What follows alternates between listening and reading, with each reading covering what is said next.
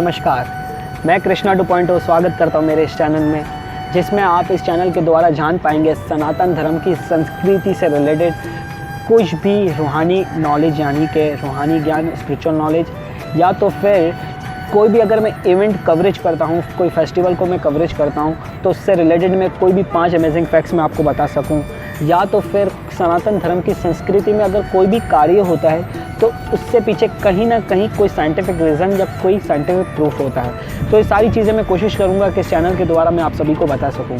इसके अलावा आप जैसे कि जानते होंगे कि अभी पितृपक्ष के दिवस चल रहे हैं, पितृपक्ष के दिन चल रहे हैं, तो काफ़ी लोग जानते हैं इसके बारे में, काफ़ी लोग नहीं जानते।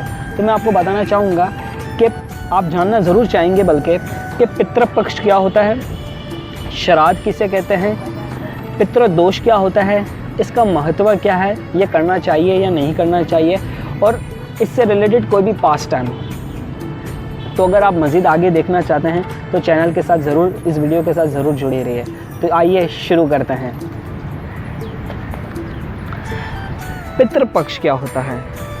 पितृ कहते हैं पूर्वजों को और पक्ष कहते हैं तिथि को, यानी कि टाइम पीरियड। एक स्पेसिफिक टाइम पीरियड होता है जिसे पक्ष कहते हैं। मतलब इस दिनों से लेके तो इस दिन तक ये तिथि, ये दिन, ये टाइम पीरियड, ये इनके लिए मुकर्रर किए गए हैं।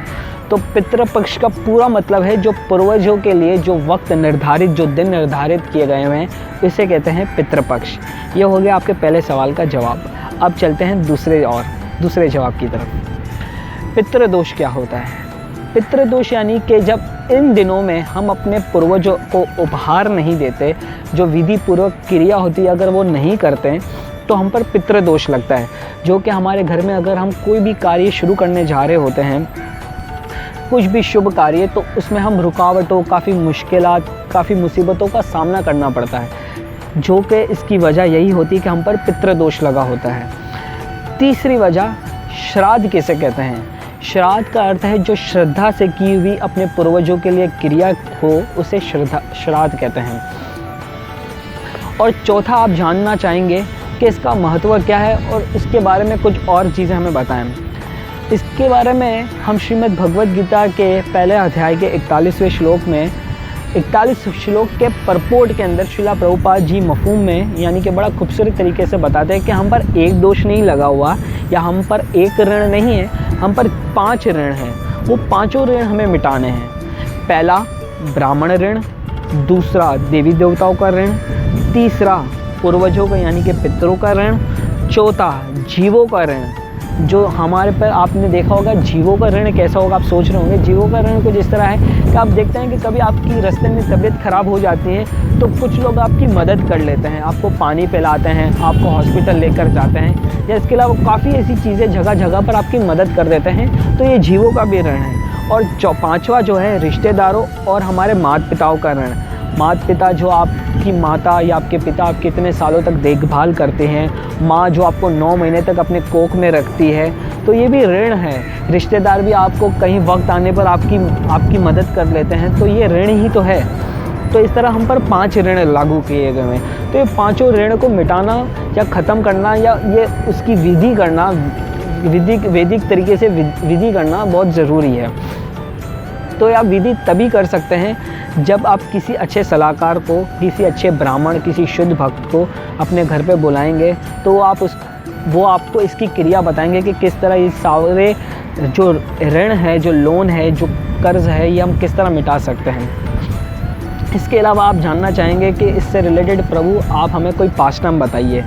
पास टाइम मैं ज़रूर बताना चाहूँगा कि जो ये पितृपक्ष, जो पितृदोष या जो ये श्राद्ध होता है, ये क्रिया जो है ये साक्षात भगवान श्री राम ने भी की थी।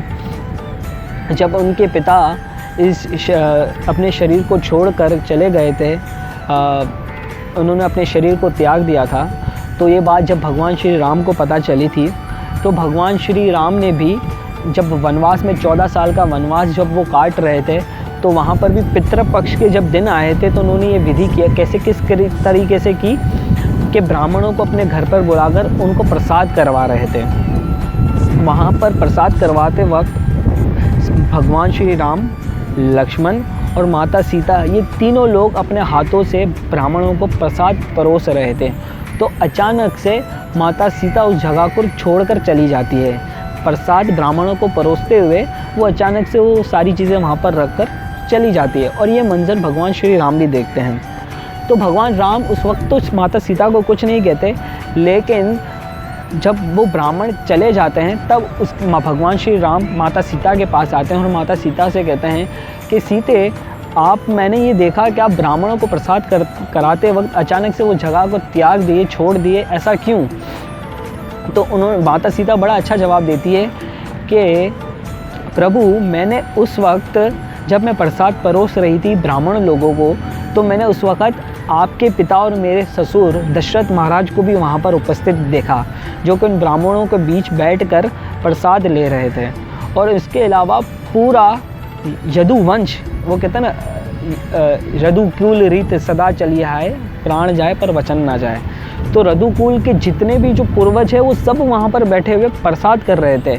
और वो अगर जब ये देखते हैं कि उनकी कुल वधू, जो उनकी पुत्र वधू है, वो वनवास काट रही है, वो भी इस हालत में, इस भूषा में, तो वो क्या सोचते हैं। तो मैं ये नहीं चाहती थी कि ये उन लोग ये सोचे कि उनकी पुत्र वधू को कैसे दिन काटने पड़ रहे हैं। तो इसलिए वो जगह को मैं छोड़कर चली गई। और साक्षात चैतन्य महाप्रभु और अद्वैत आचार्य ने भी ये श्राद्ध की जो क्रिया है पितृपक्ष के दिनों में की थी। तो उम्मीद करता हूँ कि आपको ये वीडियो ज़रूर पसंद आई होगी। अगर आपको ये वीडियो पसंद आई है तो प्लीज़ लाइक, कमेंट, शेयर करना ना भूलिएगा।